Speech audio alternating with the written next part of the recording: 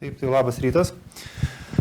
Pradėsime šį rytą nuo tokio galbūt įdomaus klausimo, kadangi konferencija yra kaip ir skirta saugumo profesionalams, taigi jūs kaip ir visi esate saugumo profesionalai ir aš norėčiau užduoti iš ryto tokį provokacinį klausimą, kas yra tas saugumo profesionalas. Tai skamba ganėtinai keistai, ar ne, šioje aplinkoje tarp šitų žmonių. Deja, šiai dienai daugelis žmonių save vadina saugumo profesionalais arba mano, kad kiti žmonės yra saugumo profesionalais, tačiau nesupranta, kas tai yra. Tai yra, daugelis mano, kad jeigu tu esi saugumo profesionalas, tai tu esi biurokratas, kuris dėlioja popieriukus, tarkim, ten kažkokią tai saugumo politiką pasirašęs prieš 10 metų ir būtinai visi turi papunkčiui ją vykdyti. Kiti galvoja, kad saugumo profesionalas yra kažkas tai, kas bando įsilaužti į sistemą ir todėl jis yra labai profesionalus ir todėl jisai gali būti vadinamas saugumo profesionalu. Tai iš principo tų nuomonių apibrėžimų yra ganėtinai daug, bet mano tikslas yra sudėlioti viską į lentynėlės ir galiausiai nuspręsti, jums aišku paliksiu, kas tai yra tas saugumo profesionalas ir ko jam reikia. Tai yra, kokie įgūdžiai apibrėžia saugumo profesionalą, iš kur tuos įgūdžius gauti ir galbūt kaip įrodyti, kad jūs esate būtent tas saugumo profesionalas. Taigi, jeigu žiūrėti į šitą, sakykime, klausimą,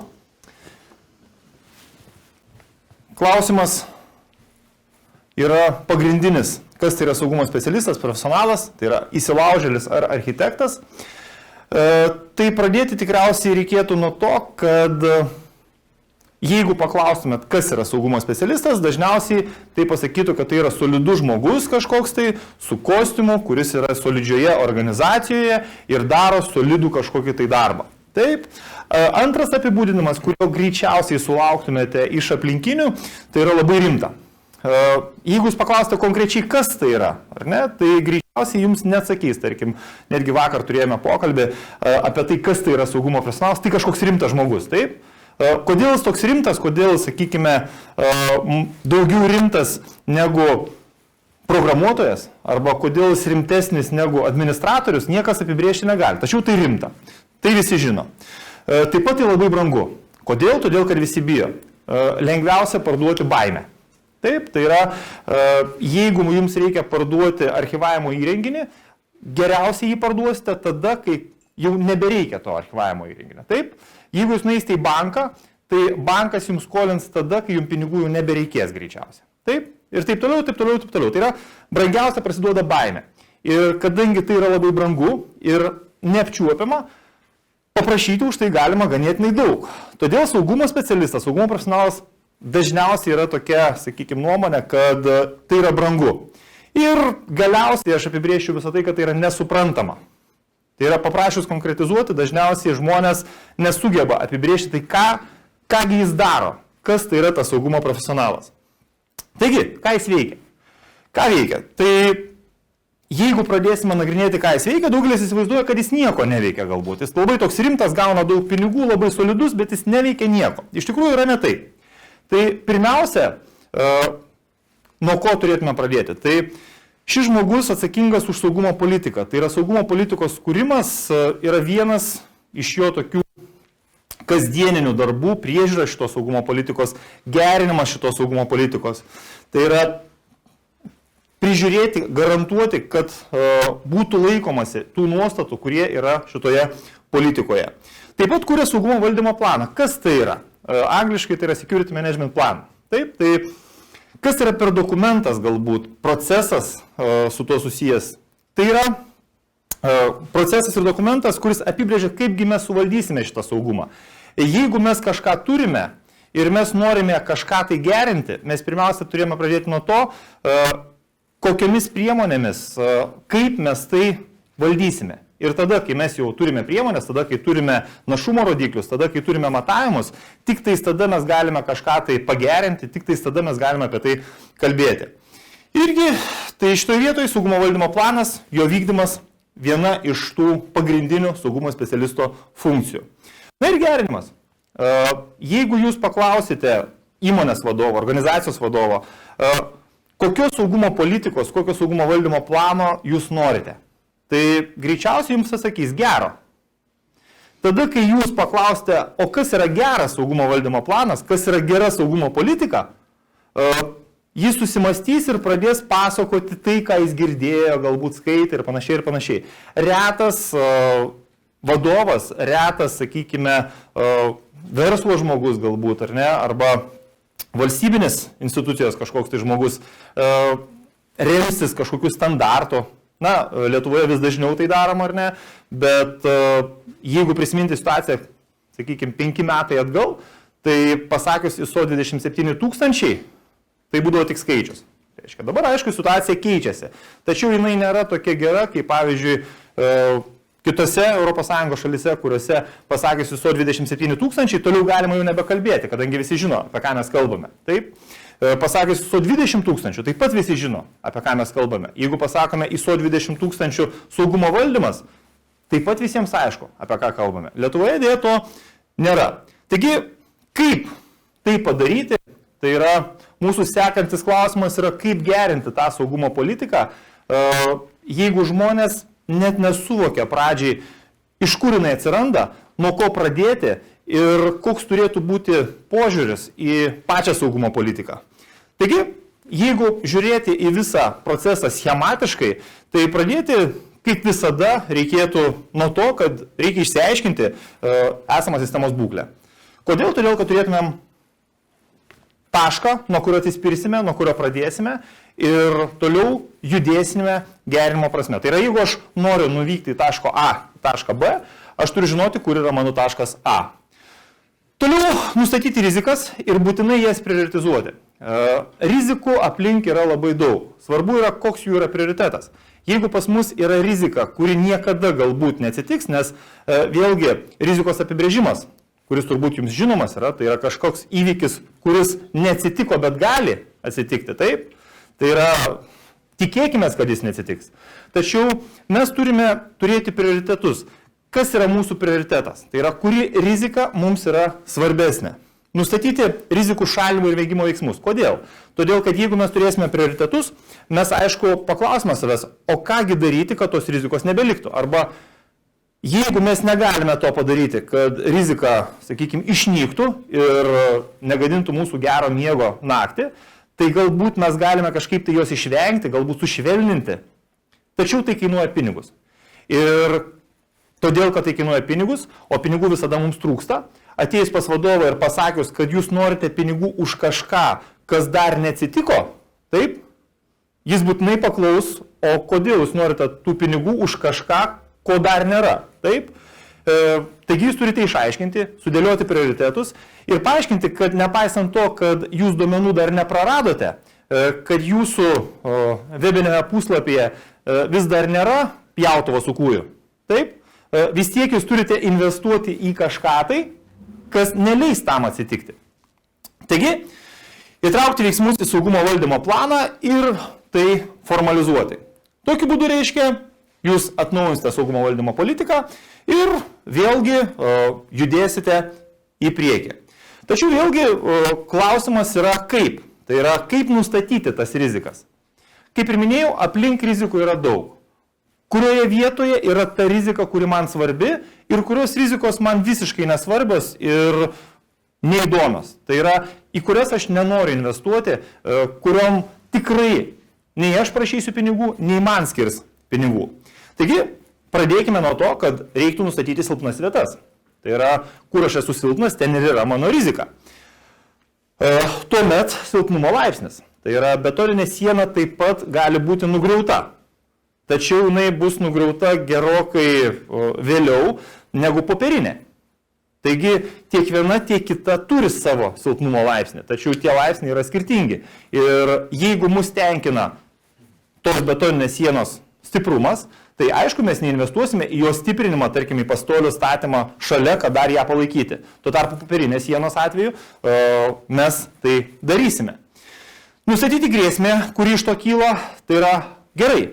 Mes turime sieną arba mes turime kažkokį tai objektą.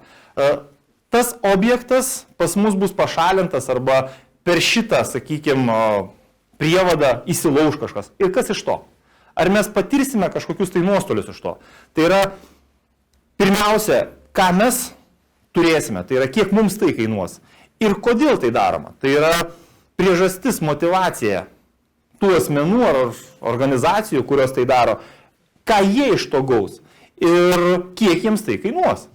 Galbūt įsilaužti kažkur, tai yra, reikėtų susitarti iš karto, kad durų, kurios yra neišlaužiamos, neegzistuoja. Skiriasi tik kaina. Kiek jums kainuos pro tas duris įeiti. Ir jeigu kaina bus daug didesnė nei tai, ką jūs rasite už tų durų, niekas tiesiog šito nedarys. Čia kaip anekdotas senas yra su nepagaunamojo Džo, ar ne? Tai yra nepagaunamasis Džo, kodėl jis nepagaunamas, todėl kad niekas jo negaudo. Jo niekam nereikia. Ne? Tai yra sudaryti tokią situaciją, kad būtų per brangu tai padaryti. Ir vėlgi nustatyti tikimybę, kad tai atsitiks. Ar tikrai jūs kažkam įdomus. Tai yra labai slidi vieta, todėl kad kai jūs ateinate pas vadovą ir sakote, kad mes turime grėsmės, mes turime rizikas, mes turime silpnas vietas, jūs sakote, gąsdinate, prašote lėšų, jie sako, ne, mes niekam neįdomus. Kam mes įdomus? Tarkim, kam įdomus yra rezistencijos portalas, kuriame skelbiami kažkokie tai, sakykime, duomenys apie kažkokius tai žmonės, kurie kažkada tai ten kolaboravo. Galbūt kažkam ir įdomu informacinių požiūrių, bet valstybės saugumo požiūrių galima galvoti, kad tai niekam neįdomu. Šis pirmadienis parodė, kad labai įdomu. Taip? Ir šį pirmadienį staiga visi suprato, kad ir šis portalas įdomus. Mes nekalbame tokius portalus kaip Delfis, kaip Alfa ir panašus, reiškia, portalai. Organizacijos, kurios liktai nesimato tiesiogiai, jeigu mes žiūrėtumėm ar ne, bandytumėm ieškoti, jos liktai tokios nieko ir neveikia, bet staiga paaiškėja, kad įsilaužus šitas organizacijas. Vakar buvo geras pavyzdys, ar ne, apie plieno liejyklą, apie tai, kaip ten, sakykime, buvo patirti nuostoliai, kaip įsilaužė, kaip, reiškia, žmonės prikėlė problemų, todėl, kad visi galvoja, kad jie niekam neįdomu. Kam reikalinga plieno liejimo krosnis? Taip, pasirodo reikalinga. Iš įvairiausių paskatų, aišku, motivacijas mes galime labai ilgai ir nuobodžiai kalbėti, bet visgi tai yra įdomu. Ir tai turime suvokti ir suvokti, kad tikrai mes esame įdomus, visi.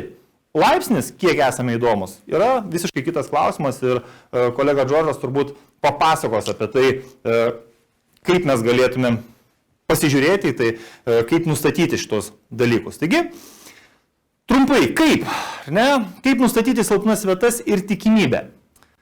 Problema yra ta, kad žiūrint į vieną ir tą patį objektą, mes matome skirtingus dalykus, kaip šitame paveikslėlė. Tai yra,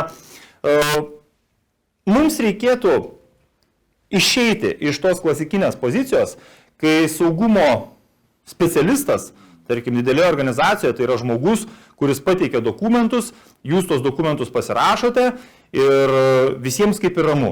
Ties tuo viskas ir pasibaigia. Ne. Reikėtų keisti poziciją iš pasyvios tokios biurokratinės į aktyvią poziciją, tai yra įvertinti būklę iš įsilaužėlio pozicijos. Tai yra pagalvoti, kiek mano sistema yra silpna arba kiek mano sistema yra stipri įsilaužėlio požiūriu. Tai yra, ar jam apsimokės į mano sistemą įeiti, ar jam apsimokės įsilaužti. Jeigu staiga paaiškės, kad tai yra ganėtinai pigu, o informacija, kuri yra už, reiškia, mano perimetro, yra ganėtinai brangi, tuomet jūs turite susirūpinti, nes tikrai kažkam to prireiks. Čia tas pats, kaip jūs atrakintumėt mašiną vidury, sakykime, turgaus, taip, atidarytumėt visas dureles ir ten paliktumėt milijoną. Taip? Labai lengva, labai paprasta ir labai įdomu. Bet iš kitos pusės, grįžkime atgal, jūs esate organizacijos dalis, kaip saugumo specialistas. Reiškia, jūs turite nieko nesugadinti. Jeigu aš noriu pasižiūrėti, kasgi atsitiks, jeigu pas mane dings duomenis, kaip po pavyzdys, taip? Tai aš aišku galiu nueiti ir ištrinti visus duomenis ir pasižiūrėti, kasgi atsitiks, taip? Tačiau jūs negalite to daryti, jūs negalite savo šito leisti paprasčiausiai. Todėl, kad organizacija patirs didžiulius nuostolius, tai jūs pats būsite kenkėjas ir griovėjas. Reiškia, iš vienos pusės mes turime mąstyti kaip įsilaužėlis, bandyti, iš kitos pusės mes turime nieko nesugadinti. Taigi atsiranda toks dualizmas ganėtinai stiprus ir ganėtinai didelis konfliktas. Ir vėlgi mums kyla klausimas, kaipgi tą padaryti? Kaip nustatyti būklę iš įsilaužėlio pozicijos? Kaip, sakykime, žiūrėti į sistemą? Tai pirmiausia, reikia mąstyti kaip įsilaužėliai. Taip, tai yra geriausiai vagis gaudo patys vagis. Taip, jeigu jūs mąstote kaip įsilaužėlis, jūs galėsite jį pagauti. Reikia turėti įsilaužėlių įgūdžius. Tai yra ganėtinai sunku, jeigu jūs esate biurokratas ir dėliojate popieriukus. Taip, tada jūs negalėsite to padaryti. Jeigu jūs esate įsilaužėlis, jūs nesuprasite tokių dalykų kaip saugumo politikos. Vėlgi atsiranda interesų toksai mažytis konfliktas. Taigi reikia tapti įsilaužėliu. Ganėtinai keistai skamba šitame kontekste. Tai yra saugumo specialistai kaip ir kovoja su šitais žmonėm, su šitomis organizacijomis. Ir dabar aš jums sakau, kad tam, kad būti gerų, modernių saugumo specialistų, jums reikia tapti įsilaužėliu. Kitaip tariant, kas tai yra tas įsilaužėlis? Tai yra, iš karto turėtume apibrėžti pačią sąvoką. Na, Wikipedia mums duoda gana aišku apibrėžimą įsilaužėlio. Tai žmonės, kurios žiniasklaidoje pavadino hakeriais. Taip, nors pats hakeris tai nėra terminas susijęs su IT. Tai yra bendrinis terminas. Kitaip tariant, hakeris, vėlgi ta pati Wikipedia, tai yra paprastas, nebūtinai elegantiškas problemos išsprendimas. Nebūtinai elegantiškas. Tai yra inovatyvus požiūris. Taip pat, jeigu kalbėti apie hakerį, tai kažko padarimas kūrybingai, elegantiškai, neįprastai, na, tarkim, policijos automobilio iškelimas kažkur tai link pastato ir, sakykime, visi, kad matytų visą tai. Ir parodyti, tarkim, tą grėsmę, kuri gali atsirasti. Ir nedokumentuotų arba draudžiamų sričių tyrinėjimas tenkinant smalsumą. Vėlgi, tai yra hakeris. Vėlgi atkreipkite dėmesį, visi šitie apibūdinimai nebūtinai yra susiję su IT. Tai yra, hakeris gali būti žmogus, kuris nebūtinai tai daro IT srityje. Tačiau mums šitoje konferencijoje, Cyber Security konferencijoje, įdomi būtent to hakerio veikla, kuri yra susijusi su IT. Na, jeigu pasižiūrėti istoriją, tai istoriją galima suskirstyti į 3 etapus. Tai pirmas etapas, pati pradžia, ar ne 72 metai, kada apie kompiuterius nelabai kažkas ir kalbėjo. Tai yra John Draperio pastebėjimas apie žaislinį švilpuką. Toliau interneto atsiradimas, 80-ieji metai, reiškia 83 metai, tai yra ARPANET skilimas į karinę ir civilinės dalis, vėlgi filmas romantinis, karo žaidimai apie hakerių romantiką, ko pasiekmėje daugelis žmonių įsivaizduoja, kad hakeris tai yra kažkoks tai vaikinas, ar ne, toks labai romantiškas, labai patrauklus, kuris sėdi prie kompiuterio tenais, reiškia, po to viskas pasibaigia labai gražiai ir laimingai, reiškia. Po viso šito, aišku, prasidėjo sekantis, antras istorinis etapas, jau mes turime visą eilę įvykių, aišku, tokie žmonės kaip, sakykime, Kevinas Mitnikas, tokie, sakykime, užpuolimai organizacijų kaip FTB, CŽV ir panašių, jie parodė, kad tai tikrai yra rimta grėsmė, iš kurios pusės be pažiūrėti. Ir ją reikia kreipti dėmesį. Tai nėra tik žaidimas, tai nėra tik romantizmas, tai nėra tik tais kažkas, tai į ką nereiktų kreipti dėmesį kaip į vaikų žaidimą. Tai yra tikrai labai rimtas dalykas ir 21 amžius tikrai tai parodė ir parodė visų gražumu. Tai yra 2000 metai, sveiki atėję į 21 amžių, Amazon, Yahoo svetainių darbas, jų sutrikdymas. 2003 metai, turbūt žinote grupę visi, Anonymous. Daugelis galvoja, kad Lietuva yra kažkur toli nuo viso šito. Deja, turiu jums blogą naujieną, jeigu kas nors vis dar taip galvojate. Tai šitie žmonės nėra toli už Lietuvos, jie yra čia. Šalia mūsų, vaikšto tarp mūsų ir jie tikrai yra realūs. Na ir 2006 metai, hakeris pasinas Iskorpix, Turkija ar ne, vėlgi sugebėjo sėkmingais 38 549 svetainių turinius. Tai yra mastai, nebe viena svetainė, nebe viena organizacija. bet visa eilė krūva organizacijų, kurios patiria nuostolius, didžiulius nuostolius, turi investuoti daugybę lėšų į tai, kad nuo to apsiginti.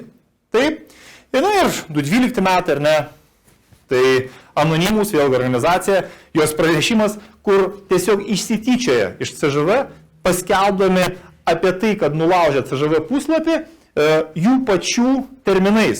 Tai yra Tango Down. Tai yra, kitaip tariant, Tango Down, bet ne CŽV, sakykime, kažkoks tai priešininkas buvo nužudytas, panaikintas, pašalintas, bet būtent pati organizacija. Taigi netgi tokios organizacijos, kurios, mūsų filmuose atrodo kaip herojai, Jamesai Bondai, ten ir panašiai, jos taip pat kenčia nuo šito ir kenčia ganėtinai stipriai. Taigi Anonymous, kas tai yra? Tai pradžiai pradėti reikėtų nuo to, kad 2012 metais, taip, Time, gana rimtas žurnalas, Anonymous vardino kaip vieną iš 100 įtakingiausių pasaulio veikėjų. Ką tai reiškia? Tai reiškia, kad šitie žmonės daro tiesioginę įtaką finansams, ekonomikai, politikai, kiekvieno mūsų gyvenimai. Kitaip tariant, tai nėra kažkur anapus, tai yra šalia mūsų ir mes tiesiogiai su tuo susiję. Vyrauja tokia nuomonė, kad tai yra savotiškai tokie Robin Hoodai, kurie atima iš turtuolių, atiduoda vargšams, tačiau vėlgi, kaip į tai pasižiūrėti. Nes galima juos vadinti ne tik Robin Hoodais, juos galima labai sėkmingai pavadinti kiberteroristais ir nusikaltėliais. Ir tai priklauso vėlgi nuo požiūrio taško. Bet kuriuo atveju tai yra tai, su kuo mes susidurėme, tai yra potenciali grėsmė, kurią mes turime kiekvieną dieną. Na ir štai, lietuviški, Facebook'e sėkmingai mes galime rasti grupę Anonymous LT, kurioje skelbiama informacija, kurioje galima bendrauti, kurioje renkasi šitie žmonės. Taigi, mes turime ją pačioje panosėje ir ganėtinai lengvai galime susirasti. Vėlgi, jeigu pakalbėti apie Lietuvą, tai pirmasis toks ryškiausias įvykis, kuris atsirado Lietuvoje, kada susimastėme apie tai, kad mes taip pat esame kaip ir pasaulio dalis ir mums tikrai turėtų tai rūpėti, tai I Love You su lietuviška kava, tai yra variantas B. Tai yra tik po atsiradimo, tai yra po varianto A, ar ne, atsirado antras variantas, variantas B. Susitiksim šį vakarą kavos puodukui, labai, kaip sakant, lietuviškas pakvietimas, kuris padarė didžiulę žalą eiliai Lietuvos įmonių.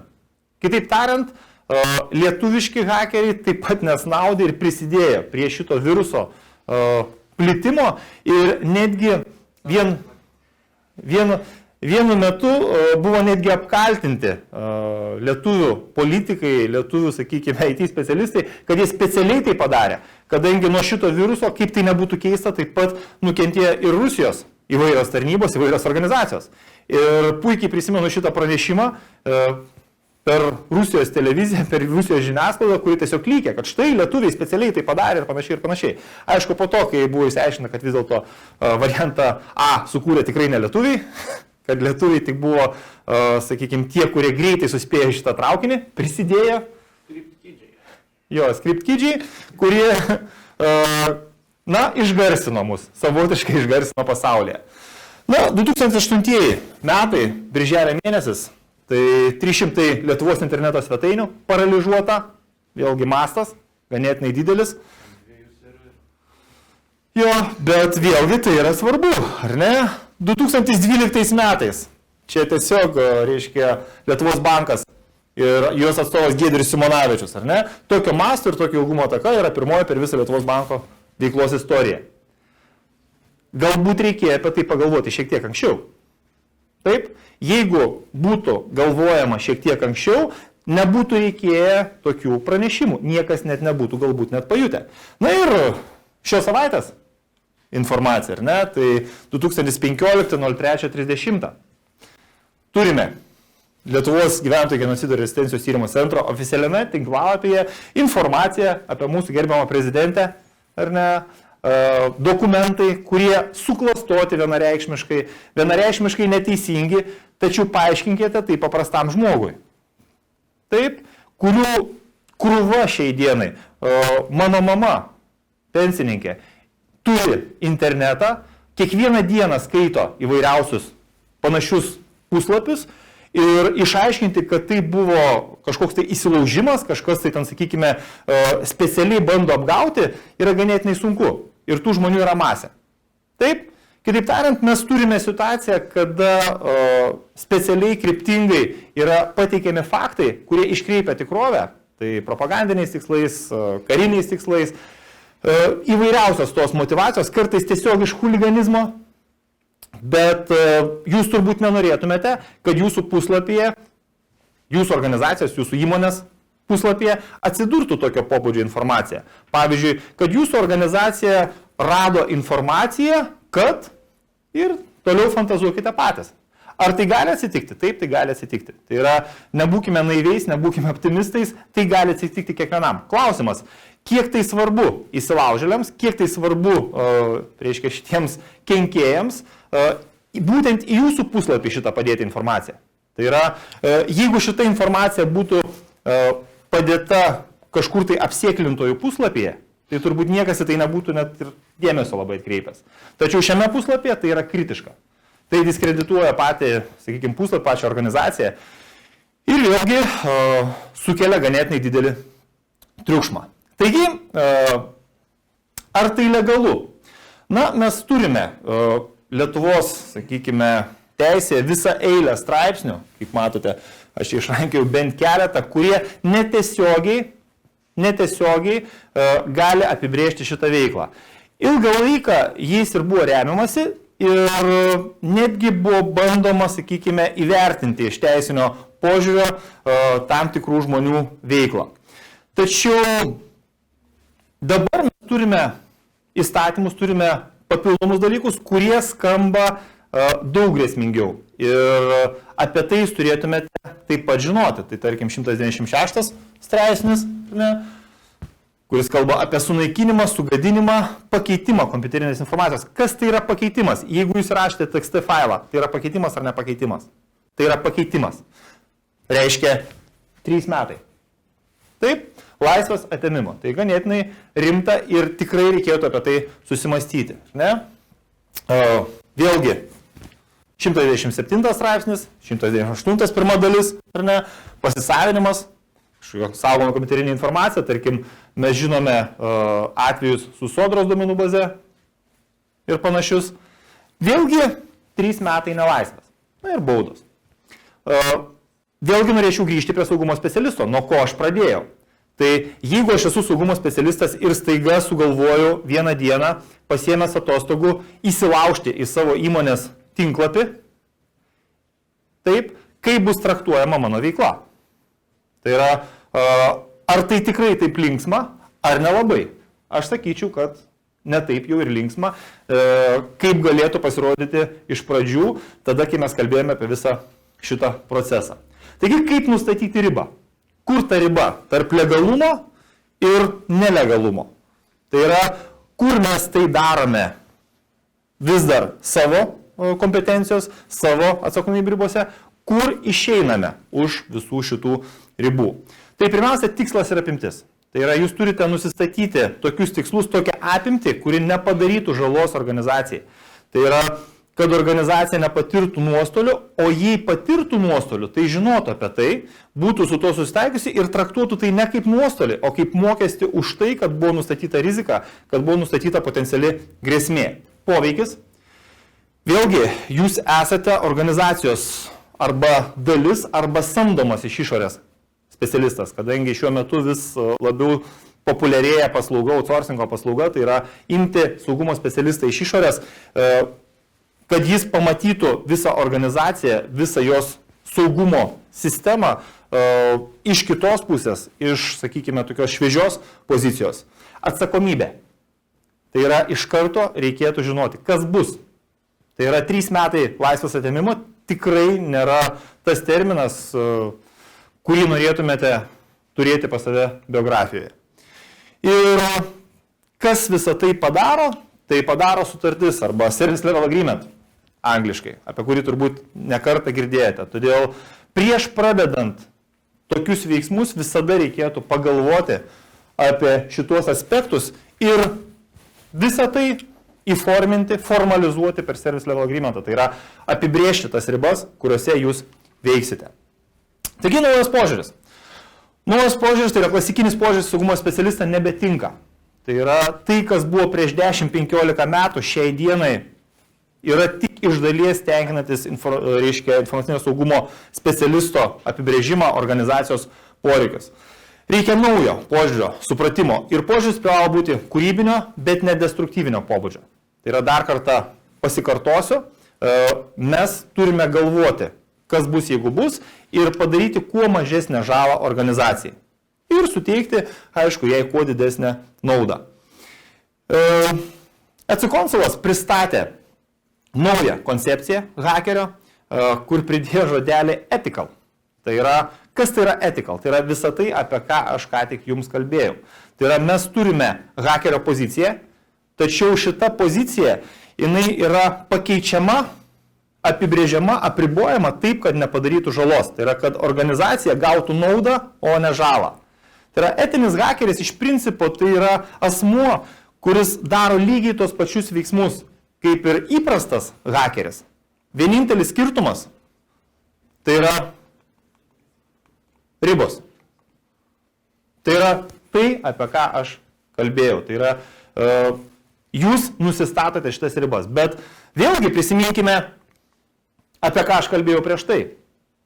Tipinis, klasikinis saugumo vadovas, saugumo specialistas, saugumo profesionalas, tai nėra žmogus, kuris, sakykime, turi kažkokią patirtį įsilaužimų. Na, dažniausiai neturi, nes priešingų atveju jis būtų patrauktas baudžiamojon atsakomybėn ir jis negalėtų įsidarbinti, reiškia, šituo specialistu. Aišku, yra išimčių, tačiau, ar ne, dažniausiai organizacijos nelabai mėgsta, reiškia, tokių žmonių, kurie turi tokią kriminalinę patirtį.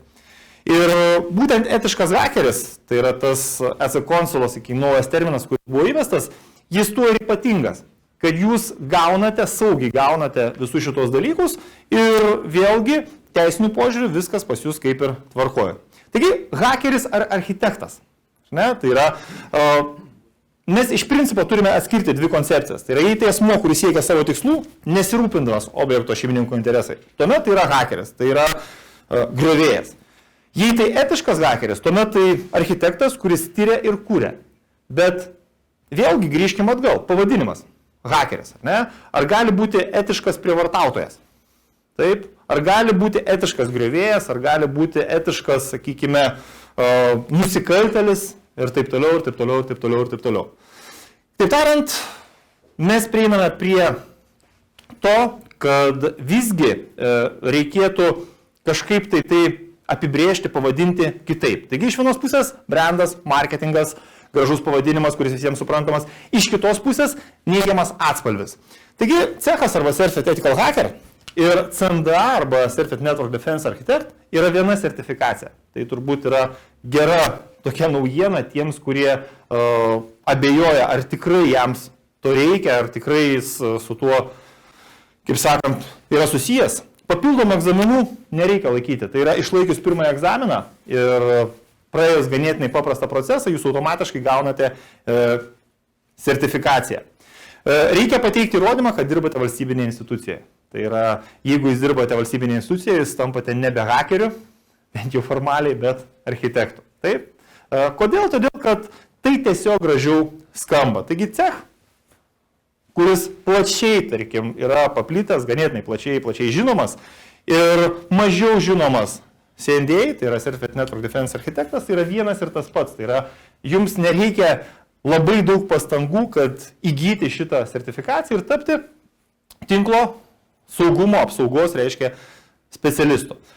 Koks tai kelias? Tai 3 žingsnelių kelias. Iš principo, tai yra ištrauka būtent iš pačios kompanijos ECConsul puslapio. Tai yra, pirmiausia, jūs gaunate cech sertifikaciją ir įsidarbinate valstybinėje institucijoje. Toliau užpildote ir nusiunčiate formą, kurioje nurodote savo duomenis, nurodote, kur jūs dirbate, kuo dirbate, savo identifikacinius duomenis ir viskas. Gaunate sertifikatą. Ir štai jau jūs architektas. Tai yra ir hakeris, ir architektas vienoje vietoje.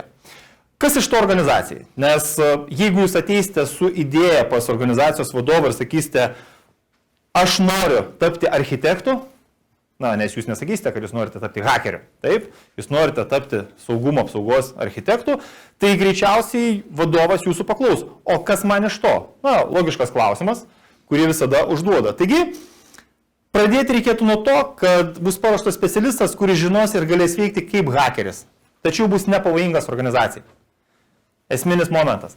Tai yra mokymai, sertifikacija yra orientuota į tai, kad jūs veikiate būtent iš šitos destrukcinės pozicijos. Tai yra unikali programa iš tikrųjų, kadangi kitos programos moko kaip apsisaugoti, kaip vengti, ar ne, kaip stebėti. Šitasgi kursas, tai kursas apie tai, sertifikacija, egzaminas, apie tai, kaip tai laužyti. O tada, kai žinote, kaip tai laužyti, jūs žinote, kaip tai apsisaugoti. Ar ne? Jeigu pas jūs yra siena iš popieriaus, tai galbūt už sienos uždėti plieninį lakštą ir tada niekas jos, kaip sakant, ir nepralauž. Toliau bus paruoštas specialistas, kuris galės valdyti saugumo sistemą ir paruošti bei gerinti saugumo politiką pagal tarptautinės praktikas ir metodologijas. Tai yra vėlgi programoje yra numatyta ne tik tais praktiniai veiksmai apie tai, kaip įsilaužti, kaip tai padaryti, bet ir metodologija, žingsnelis po žingsnelio. Kurio momentu, kuriame etape, ką daryti, kaip daryti, kokias priemonės naudoti, kokia yra geroji praktika. Ir realiai žmogus įgyjęs šitą kompetenciją, jis ne tik tais gauna, sakykime, sertifikaciją, tai yra po egzaminų išlaikymą, aišku, specialisto žinios bus patvirtinos tarptautiniu tuo sertifikatu, kuris pripažįstamas visame pasaulyje, tai yra, ar jūs nuvažiuosite į Ameriką, ar į Iraną, ar į Zimbabvę, ar Lietuvoje, sakykime, jį pateiksite, visur jis bus pripažįstamas ir visi apie jį žinos. Tačiau svarbu yra turbūt ne tai.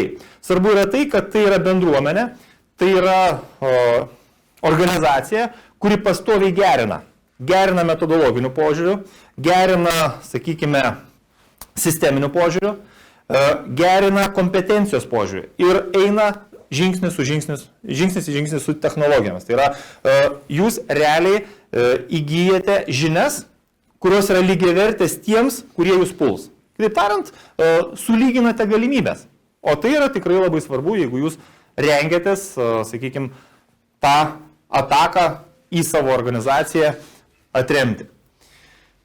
Ir kas jau vertina, tai FTB, ar ne, vienareikšmiškai, jeigu kažkas kažkada žiūrėjo darbų pasiūlymus FTB tinklapyje, tai šiuo atveju jūs turbūt vienareikšmiškai pastebėjote, kad vienas iš pagrindinių reikalavimų tai yra CNDA arba CEH.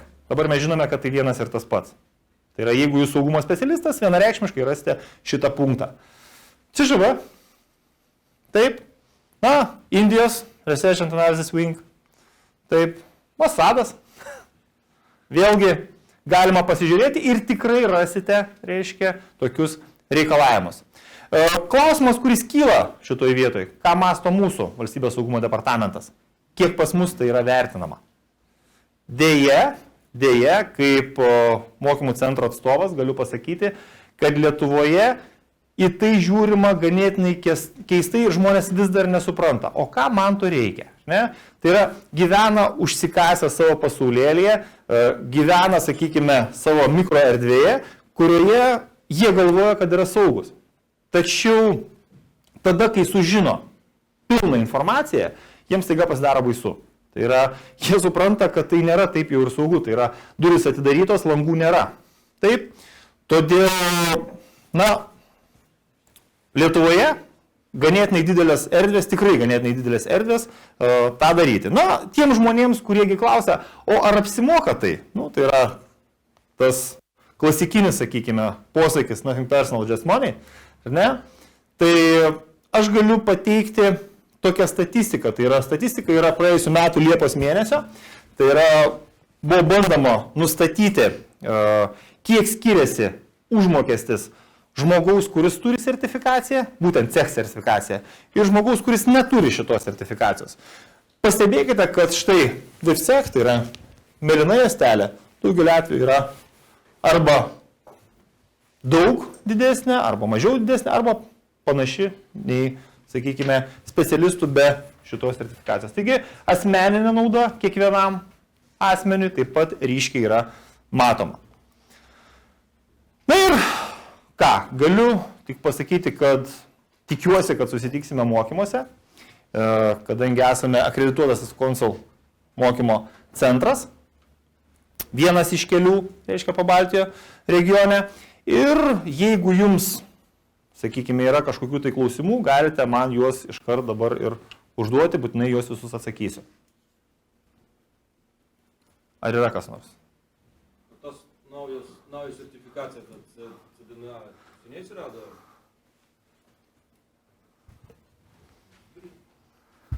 Ta nauja sertifikacija CDNA, ar kaip ten, architektai, seniai atsirado ar ne? Ką reiškia senai? Tai, sakykime, ar 8 metai atgal yra senai ar ne? Tai yra, praktiškai atsirado kartu su cechu, tai yra po cecho, nes po to, kai atsirado cech sertifikacija, tai po šito buvo, sakykime, iškeltas klausimas, ar yra etiška, ar ne, naudoti tokią sampratą valstybinėse institucijose, kadangi visi pripažino naudą, niekas dėl to kaip ir nediskutavo, bet diskutavo dėl to, ar etiška turėti specialistą, kurio pavadinimas yra hakeris. Tai yra turėti specialistą, kurio pavadinimas yra prievartautojas. Taip, tai buvo nutarta, kad ne, vis dėlto to nereikėtų.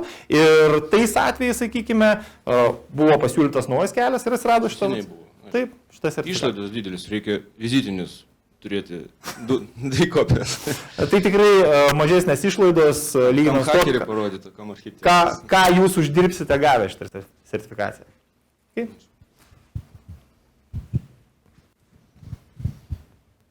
Labas, Vytautas Butrimas, Krašto apsaugos ministerija. Aš nežinau, ar yra kitų kolegų iš kitų ministerijų čia. Aš skaičiau, kad čia viena iš geriausių seminarų, kur aš esu dalyvavęs. Gal prieš metus ir ypatingai man labai patiko jūsų prezentacija. Ir jūs keliat labai daug įdomų klausimų ir aspektų. Aš tik tai vieną norėčiau akcentuoti. tą saugumo specialistų ruošimą. Ir čia yra potekstė, kad čia yra informacinė technologijos IT saugumo specialistas. Ir man labai patiko jūsų požiūrį, kad reikia naujai žiūrėti į šitą klausimą. Ir aš duosiu jums vieną gerą pavyzdį, kur jau, aš manau, yra labai reikšminga, kadangi jūs minėjote apie plieninį gamyklos įsilaužimą. Taip. Ten yra visai kitokių sistemų, nebūtinai Windowsinė, bet yra jau ABB, Schneider. Toli gražu. Tai prieš 4, iš savo patirties, prieš 4 metus aš gavau parašymą parengti straipsnį apie kibernetinę saugumą ir energetikos sektorių. Ir aš laikau iki to, aš esu puikus IT specialistas, aš jau išmanau, aš galiu puikiai parengti šitą straipsnį apie energetikos ir IT saugumo klausimus. Ir ko aš pradėjau domėtis, aš supratau, aš nieko nežinau apie šitą kitą sritį, apie ypatingai svarbą infrastruktūrą, apie SCADA, apie Program Logic Controllers. Ir aš supratau, kad yra viena pasaulyje, yra ta IT saugumo pasaulyje, kur žiūri į IT saugumą, į kibernetinį saugumą visai kitaip nuo žmogo, kur dirba šitą Industrial Control System SCADA pasaulyje. Aš duodu vieną pavyzdį, kaip IT žmogus ir aš žiūriu, kad čia yra turbūt daug slaptažodžių politika, labai paprastą pavyzdį. IT žmogus turi būti labai ilgas, turi būti didžioji, mažoji, raidės, numeros. O Industrial Control System žmogus, jie žiūri į tą labai visai kitaip. Jie sako, kad reikia kuo lengvesnį slaptažodį, nereikia tą slaptažodį keisti, net ir dalį įrangos, kurie perka, jeigu nori pakeisti slaptažodį, reikia nupirkti naują geležį. Labai jau stulbinanti dalykai. Rengiant tą straipsnį, aš aplankiau Lietuvos elektrotinklų paskirstymo įmonės, Lietuvos dujos ir taip ir toliau. Ir aš klausiau, ar jūs girdėjote apie Stuxnetų? Sakau, mes girdėjom, bet čia nieko nereiškia, mes neprijungiam prie interneto. Aš sakau, jūs žinote apie USB laikmeno naudojimą ir taip ir toliau. Bet problema yra ta, kad aš gavau pavedimą, sužinokite, kas yra IT žmogus, šitą labai gerai žinomas, aš nesakysiu čia, Lietuvos energetikos įmonės, jų IT departamento, su kuo būtų galima kalbėti. Aš paskambinau, nėra tokio žmogo IT saugumą. Aš gavau nurodymą į finansų audito departamentą. Gerai? Tai biurokratas yra. Tai jie priima žmogų, jie nebūtinai priima žmogų su inžinierių diploma, su Siemensu arba su Schneider Electric, jie priima žmogų su Windows Certified, Cisco, Linux sertifikuota ir kas gali atsitikti? Ateina žmogus dirbti, 2008 metais Amerikoje Hatch Nuclear branduolinio reaktorių stotelė, viena IT žmogus norėjo padaryti labai paprastą IT darbas, Windows upgrade. Vienam kompiuterį šitą visą elektros gamybos stotelę branduolinę. Kas atsitiko? Vieną kompiuterį jis paleido šitą Windows update ir išleido Broadcast Storm, apsaugos įranga prarado ryšį su pompavimo ir vandens aušinimo sistemos ir paskelbė automatizuotą shutdown alarmą. Tai čia yra viena IT žmogų, kur ateina dirbti į tokį sektorių ir jis neišmano, kas tas dalykas yra, kaip veikia, kad jau paprastą dalyką, kur mes gerai darom kasdien Windows update, einat į tokį sektorių, gali padaryti visai nenumatyti dalykai. Tai mano klausimas dabar, kadangi aš atseit turiu pateikti klausimą, aš labai daug komentuoju, atsiprašau už tai, už kantrybės visiems. Bet dėl jūsų mokymo programą, kada jūs rengėt IT saugumo žmogų, ar jūs irgi bandot palaikyti kontaktus su inžinierius, kur gal tą IT žmogų eis dirbti Klaipėdos naftui arba kažkur mūsų sektorius, energetikos reikalus, kur mes jau laikom kaip ypatingai svarbu infrastruktūrą. Ar jūs priimėte tą informaciją, tą supratimą ir ar jūs irgi kalbate su inžinierius ir bandot įtikinti, kad reikia irgi laikyti omenyje apie IT saugumo klausimus ir turėti tokią tiltą tarp tų dvi pasaulių, kur aš tikrai sakau, yra kitas pasaulis nuo IT, yra šitas Industrial Control System pasaulis. Klausimas jums ir visiems. Labai geras klausimas. Beje, Ačiū. labai geras klausimas, kurio dažnai sulaukiu, pristatydama šitą programą. Tai yra labai dažnas klausimas. Galima būtų jį tiesiog įdėti į dažnai užduodamų klausimų bazę. Ir, kaip sakant, pradėti nuo šito klausimo atsakymo. Bet kadangi ir tikėjausi, kad kas nors vis tiek paklaus šito klausimo, todėl noriu į jį išsamei atsakyti. Šita sertifikacija įdomi tuo, kad tai nėra technologinė sertifikacija, bet tai nėra ir vadybinė sertifikacija. Tai yra sertifikacija, kurioje technologinės žinios ir vadybinės žinios sudedamos į vieną. Tai yra labai sunku. Todėl egzamino išlaikymas yra labai problematiškas. Kodėl? Todėl, kad žmonės ateina į šios mokymus, siekia šitos sertifikacijos su labiau orientuotais į vadybą, sakykime, kompetenciniais parametrais, arba daugiau į IT. Tai yra inžinieriai arba vadybininkai, tie saugumo biurokratai, kaip sakant. Ir tiek vieniems, tiek kitiems yra labai daug naujos informacijos. Kodėl? Todėl, kad tie, kurie dirba IT, jie gauna vadybinę dalį, tie, kurie dirba vadyboje, jie gauna technologinę dalį. Kad žmonės turėtų turėti bendrą supratimą apie IT, taip, jie privalo jį turėti, kadangi niekas nebeaiškins, kas yra, reiškia, default gateway'us, niekas nepasakos, kas yra DNS'as, niekas nepasakos, kuo skiriasi IPv4 nuo IPv6. Tačiau, turint bazinės žinias, tikrai įmanoma yra pasiruošti šitai sertifikacijai ir kas yra labai svarbu, tai informacija yra pateikta sistemizuotai. Tai yra nepadrika informacija, kurią galima rasti ir internete. Tai yra, tos informacijos internete yra labai labai daug. Tačiau jinai yra pateikta sistemizuotai, metodiškai ir jūs ne tik žinote, pavyzdžiui, kad jums reikia naudoti skanerį. Taip? Tai yra, mes visi žinome, gerai mes norime, sakykime, pasižiūrėti, kas pas mus tinkle gyvena, kokie kompiuteriai, mes naudojame skanerį. Bet jūs žinote, kurioje fazėje jūs naudojate skanerį. Kokio tipo skaneriai egzistuoja.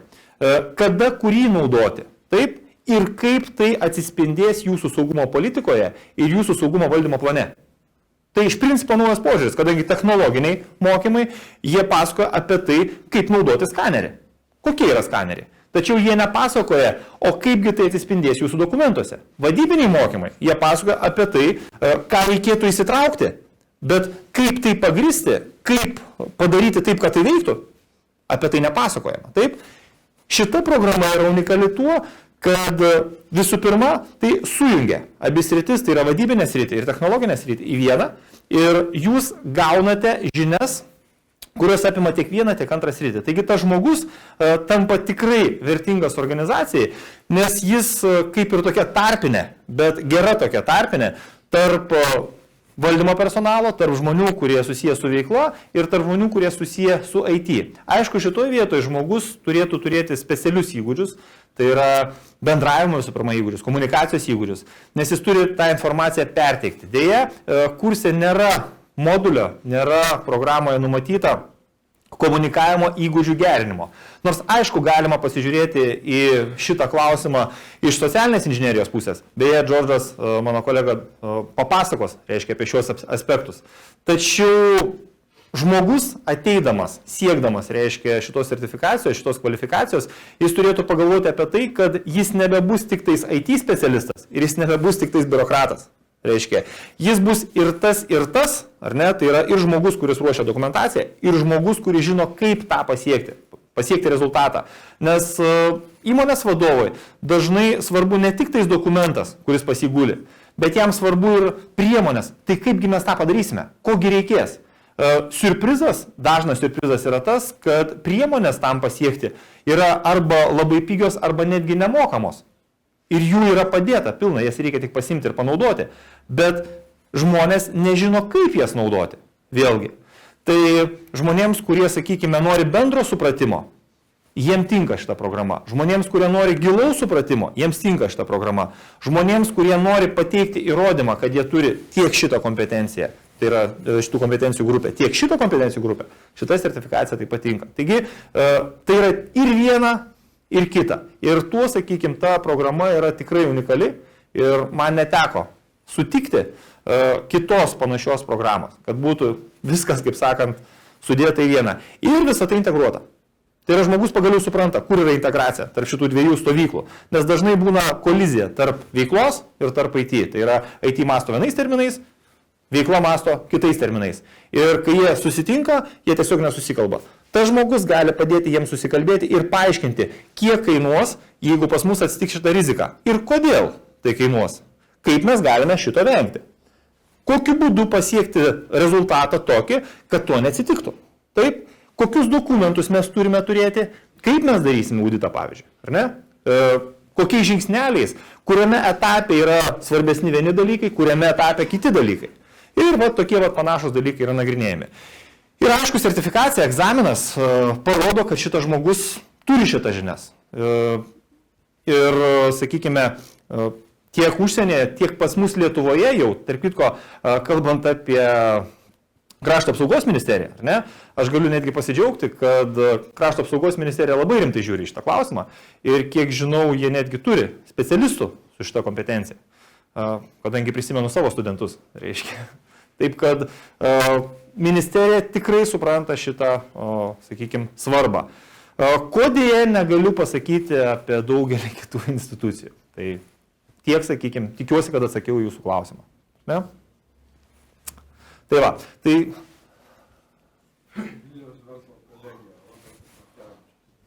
Aš pamatęs jūsų skaidrės, kur ten visur iki 3 metų,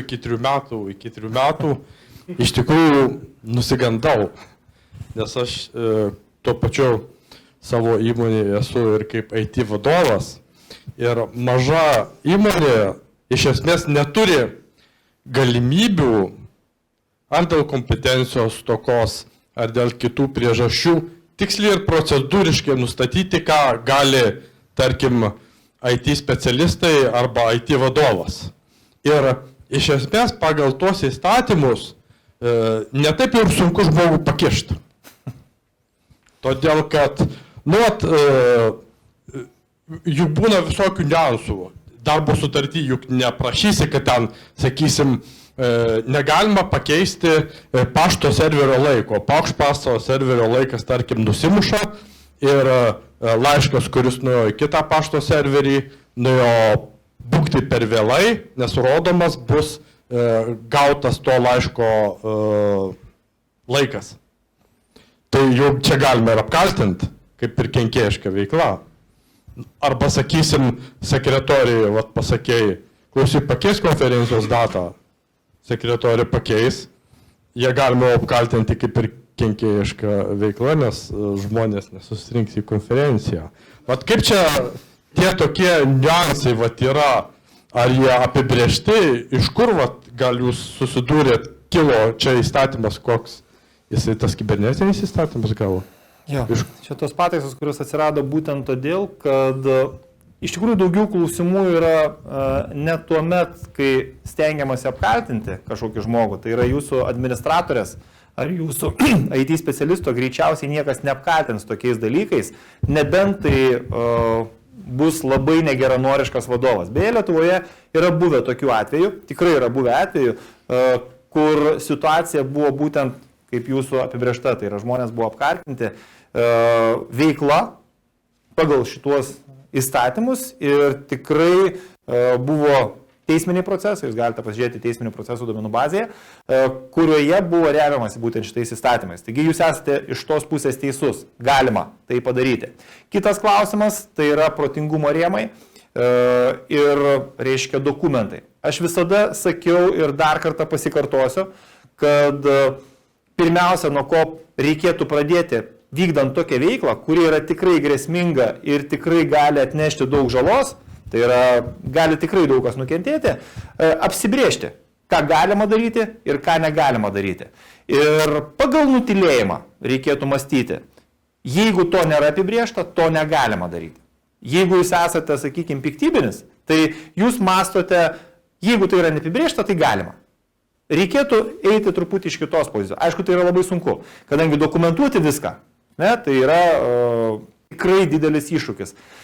Tačiau reikia tą daryti, reikia tai bandyti ir būtent šita programa ir apima šitos aspektus, tai yra būtent šitos klausimus, ką reikėtų įsitraukti, apie ką reikėtų pagalvoti ir vėlgi, kaip išvengti šitos bjaurios situacijos, kada jūs pakvies į teismą ir sakys, ne, mes jums davėme užduotį, bet dėja mes jūs teisime ir jums grėsia 3 metai laisvės atėmimo. Tai visi šitie aspektai taip pat yra aptariami, aprašomi ir mes tikrai labai ilgai diskutuojame būtent šiomis temomis. Išvengti to dėja neįmanoma, kadangi, na, žinote, visi žmonės daugiau ar mažiau yra linkę, reiškia, interpretacijai kažkokiai tai. Tačiau dokumentas SLA, tai yra Service Level Agreementas, tai yra, sakyčiau, pirmas toks dalykas, nuo kurio jūs turėtumėt pradėti. Darbo sutartis, puiku, tai yra sutarties forma, kurioje, kaip jūs sakėte, vėlgi sunku apibrėžti, bet reiktų. Tai yra pas mus kažkodėl tai Lietuvoje, kaip tai nebūtų keista, į darbo sutartį dažnai žiūrima labai atsainiai. Tai yra darbo sutartis, tu dirbi štai šitą ir papildomą darbą, kurį tau duos vadovas. Taip, kas yra papildomas darbas, kurį duos vadovas? Jeigu vadovas lieps man dirbti valytoje, taip, ar aš dirbsiu šitą darbą ar ne? Darbuotojas sako, ne, nedirbsiu, todėl kad aš priimtas IT specialistu. Kodėl? Darbo sutartyje tai parašyta. Tai pradėti reikėtų nuo to, kad visų pirma reikėtų suprasti, kad dokumentas tai yra ne tai, sakykime, kas jūs ten apriboja, ne tai, kas, sakykime, jūs ten kažkur tai smūgdo ar dar kažkas tai, bet tai yra tai, kas jums padės tada, kai iškils klausimas. Kuo daugiau tai yra prašyta, tuo lengviau jums bus gyventi. Tai patarimas labai rimtai tai pasižiūrėti ir gauti kuo daugiau informacijos. Tai kursas, kaip ir minėjau, yra orientuotas į tai, kad suteikti kaip galima daugiau šitos informacijos ir žmonės po šitų mokymų tikrai apmasto, ar taip jau gerai viskas aprašyta jų pareigybėse, ar taip jau, sakykime, drąsiai jie gali vaikščioti, kadangi riba yra labai plona tarp legalumo ir nelegalumo, ypač su įstatyminė baze, kuri yra pas mus Lietuvoje. Tai yra mes tik žengėme pirmosius žingsnelius, vakar buvo prezentacijos, ar ne, kur žmonės parodė, sakykime, sulyginimus su kitomis šalimis. Nors mes gana anksti pradėjome, bet mes po truputį stabdome ir šita konferencija būtent ir yra skirta tam, kad nestabdytumėm, kad judėtumėm ir toliau į priekį. Ir aš labai tikiuosi, čia mano viltis, kaip sakant, galbūt aš esu optimistas, kad ateityje tokių bylų, kur piknaudžiaujama būtent tam tikrais įstatymų straipsniais, kad yra įstatymas, galbūt galima, sakykime, ten kažką tai po tuo įstatymu pakišti ar ne, pasinaudoti jo. Bet kuriuo įstatymu galima pakišti ir pasinaudoti. Bet kuriuo. Taip, klausimas, kiek tobulai jis padarytas, kiek daug, sakykime, padaryta įdirbio tam, kad jisai veiktų taip, kaip jis turi veikti. Pas mus tai yra pradžia. Ir mes to džiaugiamės. Todėl, kad šiai dienai mes galime įvertinti. Ir jeigu, sakykime, 2000 metais tokių įstatymų, tokių pataisų nebuvo ir mes galėjome remtis tik baziniais kažkokiais tai nuostatais, ko pasiekmėje praktiškai bet kas galėjo išsisukti nuo atsakomybės, tai dabar bent jau yra kažkokia įstatyminė bazė, pagal kurią galima, sakykime, paklausti žmogaus, o kodėl tu tai darai? Galbūt tu gali atsakyti ir taip. Tai va, tai taip ir ne. Tai yra galima ar ne, bet tikėsimės, kad sveikas protas iš tikrųjų nugalės pas mus. Taip, pratęsant, norėčiau pasakyti, kad iš kitos pusės tas įstatymas labai geras, nes man leis atsifutbolinti nuo papildomų darbų, kurie yra neapibrėžti. Tarkim, skambina rimtos firmos administratorius, sako, klausyk, ar tu gali pasižiūrėti, ar mano svetainė saugi, aš tau duosiu SSH prisijungimus ir tu ten pasižiūrėk. Tai kadangi jokios sutarties nėra, tai, aš va taip pasakiau, kad, ne, darom sutartį arba aš nesijungsiu, bet dabar jau galiu ir pasakyti, tu ką nori, kad aš iki 3 metų gaučiau? Maždaug va taip. Jūs... Užtektų elektroninio pašto, jau būtų sutartis. Galima taip traktuoti ir aš siūlyčiau jums vieną sprendimą, kadangi aš matau problematiką, ar ne, kurią jūs keliate, kad jūs tiesiog galėtumėte susisiekti su politikais, kurie atsakingi už įstatymų, sakykime, parengimą, pasiūlymą ir panašiai, ir pasiūlytume savo pakeitimus, kuriuos jūs manote, jie turėtų įtraukti.